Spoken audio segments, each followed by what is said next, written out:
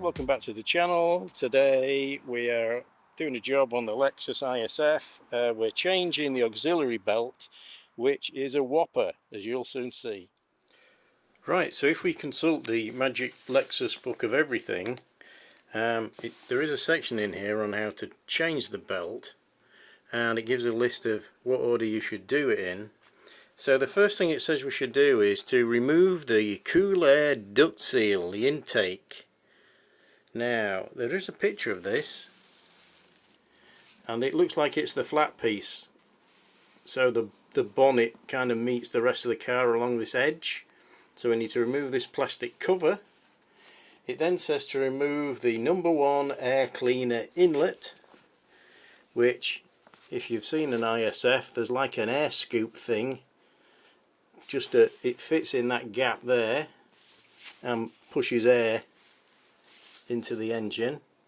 So we need to take that off. And the next thing you need to do is to loosen the header tank for the radiator. So that's the plastic, like expansion tank, I suppose we would mostly call that in other cars. So we don't disconnect this pipe wise, just take the bolts out that hold it in place, and I presume that's so we can just lift it out of the way. It also mentions removing the belt, and it shows you a spanner on the tensioner, so you can lift it counterclockwise and that'll take the tension off the belt.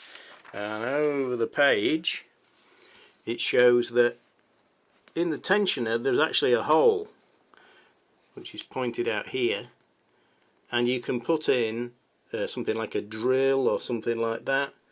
It says insert a bar of about 5mm, so I'll find maybe a 4mm drill, and you can move the tensioner up and then put the drill in that hole, and it'll hold it in place while you do the belt. And then there's the installation diagram for the routing of the belt, and oh boy, is this a big belt. Wait till I show you it. It's massive. So back to doing it, I suppose. Now this is the auxiliary belt. It's huge. So it's a V-ribbed, I suppose you'd call it a serpentine belt, and it's so big because it kind of links absolutely everything on the front of the engine. Here's the layout of where things go. So it's water pump, generator, air compressor, scavenger pump, the crankshaft, and it's got a tensioner, so it's doing a lot. Now my car's done less than 50,000 miles, but on the last service that Lexus did, now it's out of the warranty, I'm doing that myself, they mentioned that you should probably change it. You know, it's 50,000 miles, it's probably a good idea to do that. So I've got a belt, it's massive. It was fairly expensive because I went for the Lexus supplied Toyota one, just because I trust their quality. You can get these online for probably 20 quid. You know, it was 47 quid for the genuine one. I think I'd rather put that on than risk it. You know, who knows? You know, if I'm out and the £20 belt snaps, I'm pretty screwed then. They even sell a smaller belt which just goes around the essentials, but you know, I'd rather just keep changing them for that kind of money. Right, so we're back outside. So what we need to remove is this big plastic piece here, which goes across the complete front of the engine bay. This is the air duct. You can see where the air goes shooting in there. It's a bit like a ram air scoop, and goes into the air box. It says to disconnect this. I think I might end up taking this off as well, just for access. It's quite easy to take off. It's only 2 Jubilee clips, one there, and you just unclip these pipes and that lifts out. I'll probably do that because then I'll be able to see more clearly down there, but we'll take that decision later when I've got all this other stuff off. So I'll start taking the clips out. Right, so we've got the first plastic piece off. First thing to note is these things, these rubber things with the Phillips in, you don't need to remove those, or the bump stops for the bonnet, just the plastic clips.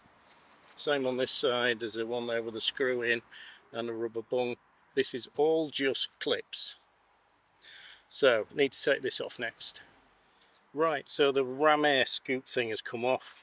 That's just one 10mm bolt. I've screwed it back in there so I don't lose it, and it pushes on to this. It's got a gasket on here, so it just pushes on, so only held on by that and a clip. So I'm going to take this one off next. So that's the inlet taken off. That fits on here with a Jubilee type thing, on the inlet to the engine with the same thing, and then there's two pipes that go on, and they've got little spring clips which I've removed so I don't drop them down the bottom. Now we just need to undo this, and I think we can probably get to everything. Right, we've got the expansion tank out, bolt hole there, again 10mm again.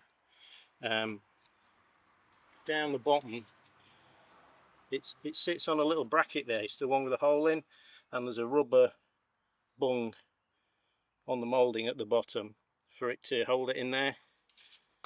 So you need to give it a bit of a pull to get it to come away, but that's all that's holding it there. Just be careful of these pipes. You don't need to disconnect anything, just get it out of the way. And now we can see the belt in all its glory. See if I can get in a bit closer.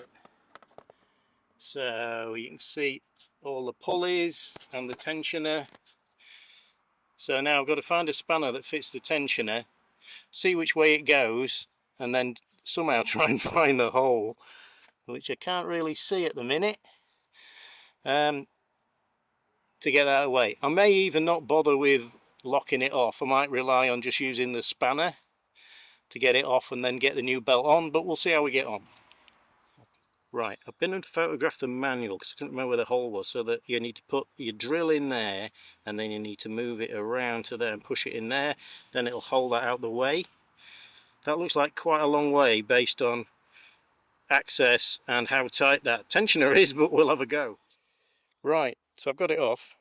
In the end, what I did was I just took the tension off the tensioner and pulled the belt off one of the other pulleys with my other hand. It's just too awkward trying to find that hole and having enough leverage to get the drill in. I think you could do it from underneath the car, but then you got to take all the under tray off and jack the car up. You can get it off just by doing this. Now I've looked at the belt, and it's actually not in bad nick. It doesn't look to be cracking or anything. But it's off, so I'll replace it, and this will be a good spare that I'll wrap up and put in the boot. So right, on with putting the new one on. Right, so here comes the most challenging part, or the bit I think is going to be most challenging, because we're going to have to do most of this by feel. So I've got to put the new belt around all of these pulleys, and most importantly you need to make sure that the belt is lying directly on the pulley. It's not like hanging off the front or the back, because when the engine starts, probably throw the belt off. So I'm going to need both hands to do that, so you just have to believe that I did it. Obviously I'm going to have to tension this again to get it over that tension. I'll do that last, and then we should be able to run the engine and try it. Right, well, I've got it back on. It is a bit of a struggle, mostly making sure it's kind of straight on each of the pulleys, because you haven't got much room. And I managed to just turn the engine over just a bit, just to make sure the belt's seated okay, and it stayed where it was. The engine's stalled. I don't know if that's because of all the stuff I've got disconnected, but we'll find out in a minute. But the belt looks to be on correctly. So we just have to put all this stuff back on now. Right, quick reassembly notice. A tip is to take the rubber thing off the bottom of the expansion tank and insert it in the bracket. Because it's got a flange on it, you're never really going to be able to push this hard enough to get that push through the bracket. So if you push it through the bracket, then all you need to do is push that point into there. I suspect that shouldn't have come off. Do you know what I mean? It's come off with the reservoir, but it should have stayed there. Anyway, on we go. So we've got the reservoir back in, 2 bolts and the rubber bung underneath. We've got the intake in, Jubilee style clip there, and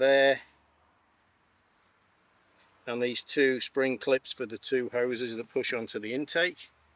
Next bit is to push the ram air thing on. I've tried the engine, it did start, so it must have been the fact that these pipes are disconnected. So ram air, and then the trim piece across the front, and then we're done. Right, and that's the front on. That's just clips really. I prefer these Lexus style clips. They're a bit of a pain to get in, but they look so much neater. And that's it. apart from the engine cover. Now, difficulty. Disassembly, pretty easy. I think with these kind of cars, especially when you see all that gubbins there, they're a bit more daunting to work on because they look so much more complicated. But this is a relatively easy job that happens on every car. The belt's a bit awkward to put on, but it's not difficult. There is good access to be able to pull the tension around, and it's pretty much a take this off, take this off, take this off, do the belt, and backwards you go. This is only taking me probably an hour front to back, so I would have said relatively easy, probably like a 3 out of 10.